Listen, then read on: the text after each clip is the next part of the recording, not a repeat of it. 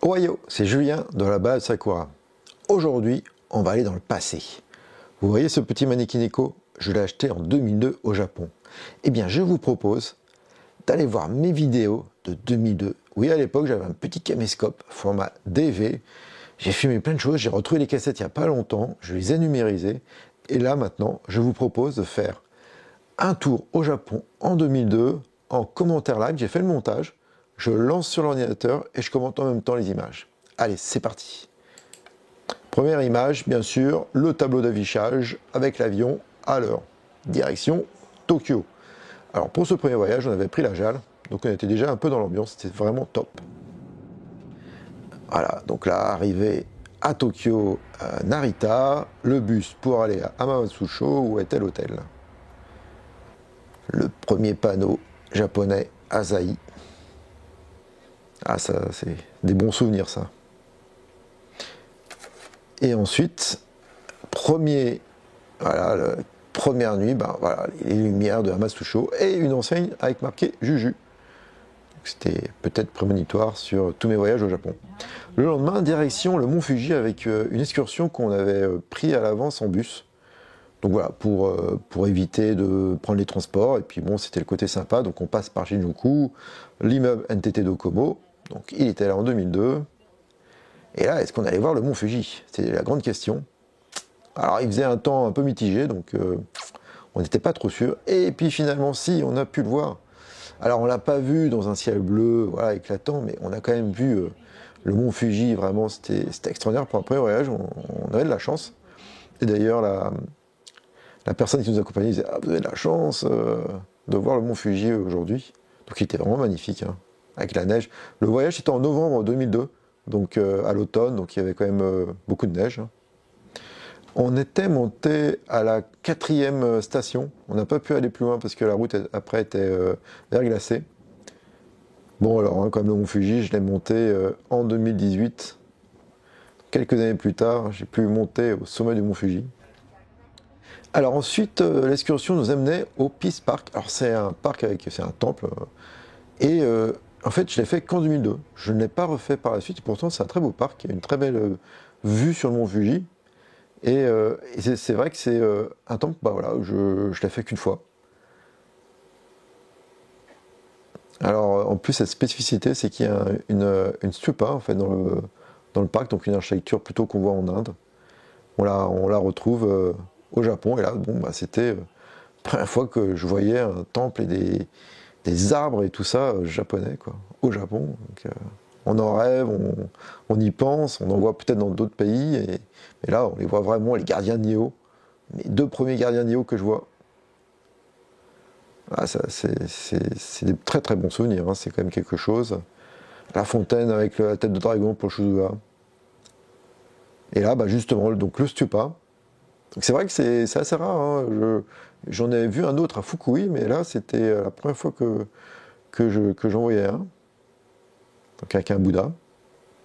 Donc c'est vrai que c'est quelque chose qu'on voit beaucoup plus souvent en Inde. C'était quand même bien sympa ce voyage. Cette excursion était vraiment bien sympa. Bien sûr, on avait pris le lac Ashi, alors on n'était pas dans les bateaux pirates, on était dans un bateau classique. Et là, on voit le torii. Alors c'est pas le torii du Peace Park qu'on voit maintenant de partout sur Instagram. C'est un torii d'un sanctuaire sur le lac Ashi. Et bateau pirate, on vient de le voir. Et du coup, on est quand même monté en fait au mont Kamagatake. Pour essayer de voir la vue sur le mont Fuji. Malheureusement, bon, voilà, comme vous voyez, il y avait les nuages qui sont venus. Mais bon, ça donnait une ambiance assez spéciale, assez sympa. Et puis voilà, bon, on a quand même vu le mont Fuji, quoi. Donc c'est plutôt bien pour une première fois. Ah, c'était sympa, hein. Ah, c'était il y a 20 ans, voilà. Bon, alors ça va changer. Alors le mont Komagatake, je l'ai refait en 2008 et depuis, j'ai plus refait. Voilà, presque le mont Fuji sans nuage, top. Ah, c'était vraiment magique de voir le mont Fuji, on le rêve tellement en fait, tellement envie de le voir qu'une fois qu'on le voit, c'est quand même super. Et là, regardez, c'est la gare d'Akone, le Shinkansen. C'était un des derniers vieux Shinkansen parce qu'en 2002, il y avait quand même les nouveaux. Là, on voit bien avec la tête qui est très très plate. Et direction Tokyo avec la Yamanote. La fameuse ligne circulaire. J'avoue qu'une fois je me suis trompé, j'ai fait dans le mauvais tour, mais c'était plutôt sympa. Et c'était direction Ginza, pour voir un peu ce quartier. Bon, voilà, bon, c'était surtout les lumières qui nous a vraiment, comment dire, qui nous a, voilà, c'est prenant quoi, toutes ces lumières. Le théâtre Kabuki. Le lendemain, direction Kyoto. Ah, c'était un voyage assez court, hein. On avait 6 jours sur place, donc voilà, c'était Tokyo-Kyoto, hein, classique. Donc on avait pris pas mal de choses en avance, les billets de train étaient pris, donc là on voit les panneaux indicateurs, donc encore, je ne sais plus trop s'il y en a encore là, des comme ça au Japon, mais c'est pas des panneaux électriques, électroniques. Et alors, écoutez, il y avait un son dans son Shinkansen. Alors quand je l'ai pris, je me suis dit, mais c'est quoi son Shinkansen? Il est tout pourri, il y a un son affreux, ça faisait presque mal aux oreilles. Et en fait, c'était la première fois que je prends une Shinkansen, bah voilà. Enfin, la deuxième fois parce qu'on l'avait pris pour rentrer de Hakone. Mais là, pour le long voyage, mais quand même, on a eu le mont Fuji, encore une fois. Donc j'ai quand même vu 2 fois le mont Fuji lors de mon premier voyage au Japon. Sans doute un signe comme quoi ça allait me porter chance et que j'allais après repartir souvent au Japon. Ah là, on est passé sur Nagoya. Je savais pas encore que j'allais tomber amoureux de Nagoya, mais ça c'était. J'avais quand même pris Nagoya avec le. Là, ça c'est la grande guerre de Nagoya. Ah, j'adore Nagoya, c'est vraiment une ville super bien. Voilà, le panneau Nagoya, j'avais pris. Et là, donc, on arrive donc à Kyoto Station.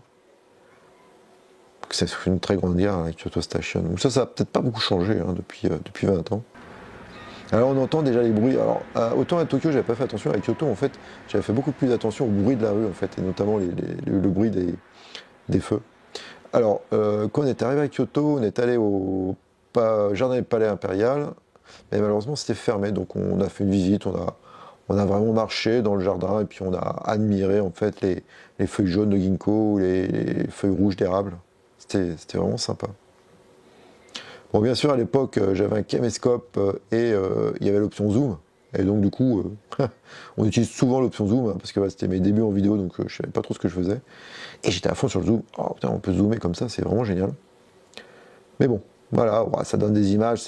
Voilà, c'était il y a 20 ans, hein, donc les beaux érables. Qu'est-ce que c'est beau, ça, on a envie d'y être. C'est vrai que c'est quand même magique. Alors, bien sûr, première fois, on filme les toilettes. Alors, c'est les toilettes à la japonaise. C'est dans le parc du Jardin Impérial. Pas très beau comme image, mais bon. Voilà. Et puis après, retour sur le jardin avec les beaux érables. Alors, je l'ai refait, le jardin, il y a pas si longtemps que ça. Je l'ai visité, le palais. C'est vrai que c'est magnifique. Là, écoutez les bruits. Alors, je me souvenais plus, mais j'avais mangé au McDo. La honte, hein, quand même. Premier voyage, j'ai mangé au McDo. Ouais. C'était vraiment bon. À l'époque, hein, j'étais jeune. Je connaissais pas encore tout ce qu'il y avait de beau et de bon dans la cuisine japonaise. Donc on est allé au McDo. Bon, voilà. Et un magasin de manga. Bon, ça n'a pas changé. Enfin, les mangas ont changé, bien sûr. Mais les rayons, c'est toujours bien aligné, toujours toutes les séries de mangas. Alors en 2002, je sais pas ce qu'il y avait, mais il n'y avait pas tout ce qu'il y avait de nouveau.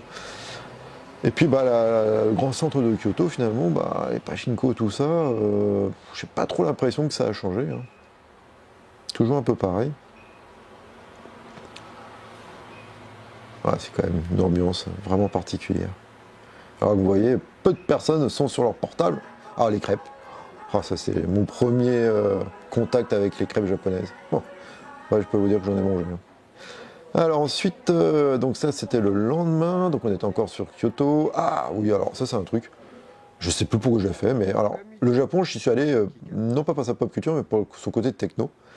Et à Kyoto, j'ai dû aller forcément à un endroit, alors les fans savent de quoi je vais parler, et ben je suis allé voir l'immeuble de Nintendo.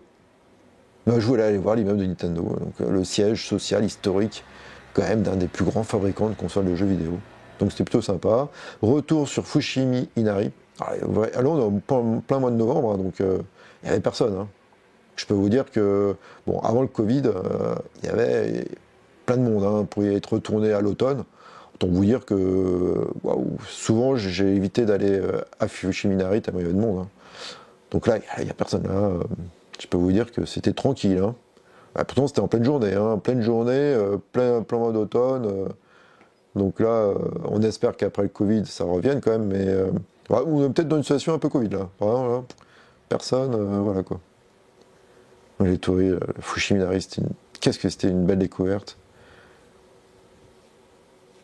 Ah, et puis on a pu, ouais, on est monté jusqu'au dernière station, dernier niveau, pardon. Mais voilà, alors il y avait un spectacle. Alors, moi, comme bon touriste, je filme. Et devinez quoi, un spectacle comme ça ne se filme pas. Ah, ça, c'est mes débuts d'apprentissage de attention, il ne faut pas filmer tout et n'importe quoi. Et donc le monsieur m'a bien fait comprendre. Donc quand un japonais vous fait ça, il ne faut surtout pas filmer. Donc voilà, Fushimi-Inari. Il n'y a personne. Ça, c'est quand même. Ça, par contre, ça reste. Voilà, vous y allez maintenant, c'est pareil, quoi. C'était beau, Fushimi-Inari. Ah, je me souviens la première fois que j'y suis allé, c'est. Oh, les sensations, je me dis, mais wow, où est-ce que je suis? Je suis dans un autre monde, quoi. C'est tous ces torii et tout.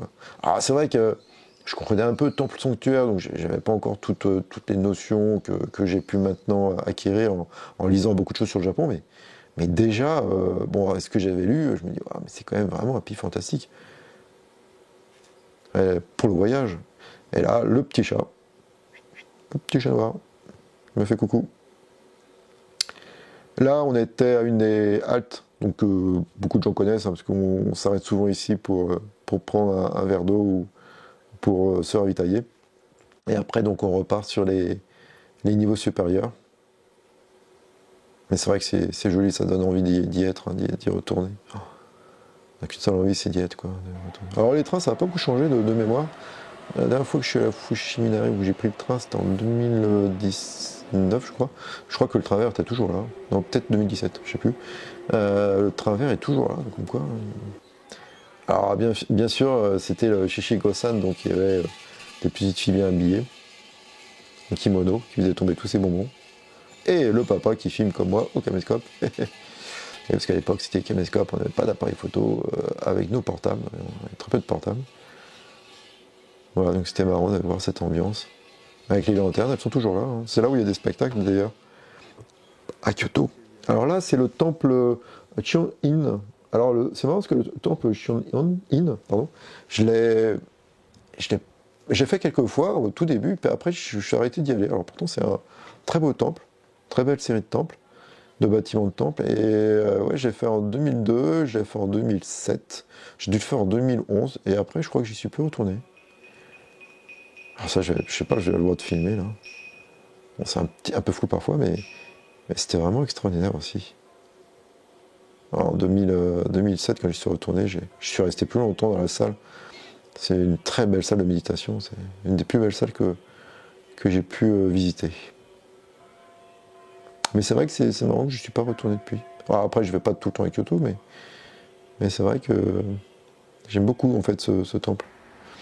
Donc voilà, bon, après retour hein, sur Kyoto la nuit.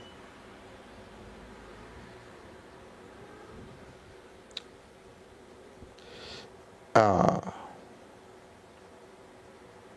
Toji, la pagode. Alors ça, j'ai vu en 2002. Je n'allais visiter qu'en 2019. Vous vous rendez compte? Bon, j'ai mis du temps. Le Shinkansen, bien sûr, comme tout amateur de train, j'adore. Et là, on était allé visiter en fait le complexe de temple de Daitokuji. Alors voilà, pareil, je ne l'ai fait qu'une fois qu'en 2002. Pourtant, c'est un des plus bels endroits à Kyoto pour voir des jardins secs, les carrés suit.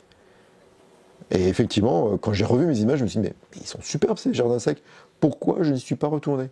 Comme quoi, il faut quand même un peu regarder ce qu'on a déjà visité dans le passé pour peut-être le revisiter d'une autre manière, parce que maintenant, je pense que je visiterai un peu, enfin, je visiterai même certainement différemment. Ah, le chausson vert, un classique au Japon. Hein.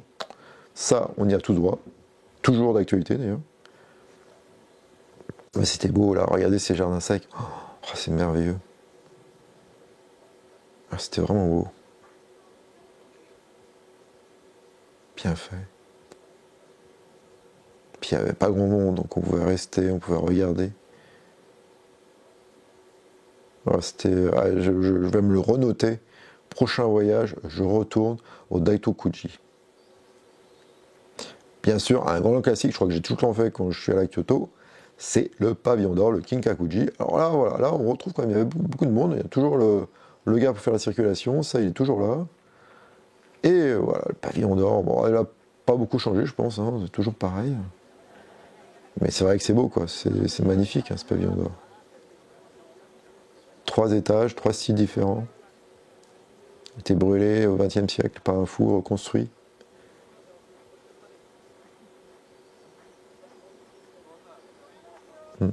Alors ça, il y a toujours l'endroit où il faut lancer la pièce. Et enfin, j'avais pu faire un sushi bar à Kyoto. Je crois que c'était un restaurant dans la gare de Kyoto Station. Ah, c'était bien, c'était mon premier sushi bar de ma vie. Quoi. Alors après, on est allé au tour de Kyoto et on l'avait visité. Alors je sais même pas si ça se visite encore le haut de la tour de Kyoto actuellement. Je sais qu'il y a un hôtel et plein de choses. Mais à l'époque, on pouvait visiter le haut. Et c'était assez kitsch en fait. Il y avait des vieux trucs. Enfin, vous allez voir, il y avait des marionnettes. C'était un peu bizarre en fait. Il y avait pas.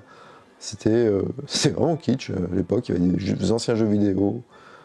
C'était un drôle d'endroit. Et bon, c'était rigolo de visiter ça. C'était un peu voilà, une marionnette japonaise. Et bien sûr, j'ai quand même trouvé un cybercafé. À l'époque, c'était pour me connecter à Internet, pour lire mes mails. Juste à côté de l'hôtel. Connexion par modem. Voilà. Et retour à Tokyo. Alors c'est marrant parce que sur cette vidéo, je me suis aperçu que c'est une des rares vidéos où j'ai pu avoir les signes très bien des contrôleurs là, sur les quais pour vérifier qu'il n'y a pas de problème lors du départ du train. Voilà, donc là on est sur les nouveaux Shinkansen, ce qu'on ne connaît plus. Bon, maintenant il y a encore des nouveaux, hein, mais ça c'est ceux qui ont voyagé les dernières années, c'est les plus connus. Alors, il y a le train avec le téléphone dans le Shinkansen. Ikari. Et voilà, les fameux paysages que tout voyageur a en mémoire. Donc là, de retour à Tokyo, bon, bah, il y a encore ce genre de carte hein, à Tokyo, enfin, de mémoire, j'en ai encore vu. Mais c'est vrai que maintenant, bon, avec la carte, les cartes Pasmo et tout ça, c'est quand même plus facile. Toujours l'avant de la Yamanote où on peut se mettre, ça j'adore ça. J'adore être devant. Ou à l'arrière, c'est aussi marrant, si c'est pas fermé, s'ils n'ont pas fermé les volets. C'est plutôt sympa. Voilà, vraiment envie d'y aller. Alors bien sûr, comme je suis un peu geek, je suis allé à Akihabara à l'époque, et Electronic Town. Alors, j'avais été un petit peu déçu à l'époque, parce que, bon alors, il n'y avait pas encore les fans de mode, pop culture, manga, Med Café, tout ça, c'était vraiment basé sur l'électronique. En fait, il y avait beaucoup de choses, mais c'était quand même assez cher, et puis il n'y avait pas beaucoup de nouveautés extraordinaires en fait. J'avais été un peu déçu à l'époque quand j'étais allé, j'avais quand même ramené un CD disque là pour lire les CD, mais voilà, c'était tout. C'était un peu moins cher les cartes mémoire peut-être, mais il n'y avait pas les gadgets où j'avais mal cherché, j'avais pas trouvé, mais j'ai pas trouvé les gadgets comme quoi que j'aurais aimé ramener. En tout cas, il y avait beaucoup d'électronique, donc j'étais plutôt quand même content. Puis il y avait du monde. Par contre, ça, magasin électronique. Là, il y avait que ça de toute façon. Hein. Il n'y avait pas de mètre café. Voilà, c'était vraiment que des geeks informaticiens qui venaient ici pour acheter une matos.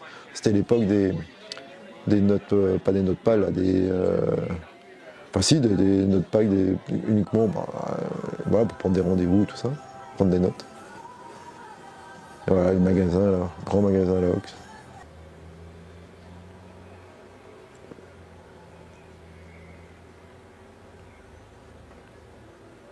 Ouais, c'était quand même quelque chose. En 2002, j'y suis allé avec ma cousine. C'est vraiment un super voyage, on a pu partager plein de choses, c'était top. À la lumière de Shinjuku. Alors certainement que les enseignes ont dû changer en 20 ans, mais je pense qu'il y a le même effet quoi. Ouais, c'était quand même assez incroyable. Découvrir ça. Et bien sûr, je suis allé à Yoshinoya. Je suis tombé amoureux de cette marque. Je sais qu'il y en a qui n'aiment pas. Bon, moi j'adore. À chaque fois que je vais au Japon, je vais chez Yoshinoya. C'est une règle de base. Ah, c'est les rues de Shinjuku. Ouais, peu de gens sur portable. Bah oui, il n'y en avait pas. Enfin, il y avait les petits portables avec l'iMod et tout ça, mais... Alors ça, oui, alors à Shinjuku, bien sûr, je suis allé là où il y a le studio Alta, là, le panneau, pour moi, c'était une des images clés du Japon. C'était cet endroit avec marqué studio Alta. Alors maintenant, il y a le panneau 3D, là, voilà, mais pour moi, c'était vraiment cette image. Alors, la dernière journée, on a fait Shibuya, bon, on a fait pas mal le magasin pour acheter bien sûr des souvenirs, tout ça. Et puis on a quand même allé sur le Shibuya Crossing. Alors c'est vrai que 2 jours, c'est quand même moins magique, on va dire, parce que voilà. Puis en plus, on l'a fait, on est sorti de l'autre côté, donc on n'est pas arrivé par la Yamanote. Enfin, voilà. Bon, après, c'était quand même marrant de voir ce Shibuya Crossing. Alors c'était des panneaux d'iMod, de Noël, un truc comme ça. C'était marrant. Voilà, dans Shibuya. Ouais, ça va, il n'y avait pas trop de monde. Ouais, c'était un beau voyage, hein. Puis on était allé voir NHK, il y avait des mascottes juste à côté. Et puis enfin, hein, le Zojoji avec la Tokyo Tower. Et enfin le départ. Et on a pu emprunter le Rainbow Bridge. Donc en bus, hein, pour aller sur Narita, ils prenaient le Rainbow Bridge. Ah, c'était quand même... Voilà. Bah, bien sûr, je finis sur le panneau, hein, indicateur Paris. Donc voilà. Ah bah c'était quand même... Honnêtement, c'était quand même un beau voyage. Moi, ça m'a donné qu'une seule envie, c'est de revenir au Japon. Je suis retourné au Japon en 2006. Mais voilà, déjà, c'était un premier voyage où j'ai vraiment pu découvrir la culture et tout le côté image, en fait, de ce pays qui m'a vraiment passionné, qui me passionne toujours, d'ailleurs. Donc voilà, bah, j'espère que ça vous a plu. N'hésitez pas à me laisser un commentaire si vous avez des questions ou pour me dire quand est-ce que vous êtes parti pour la première fois au Japon. Voilà, moi j'adore aussi revoir des anciennes images parce que ça permet de voir un peu l'évolution des pays et tout ça, et je trouve ça plutôt intéressant. Voilà, merci beaucoup, matane.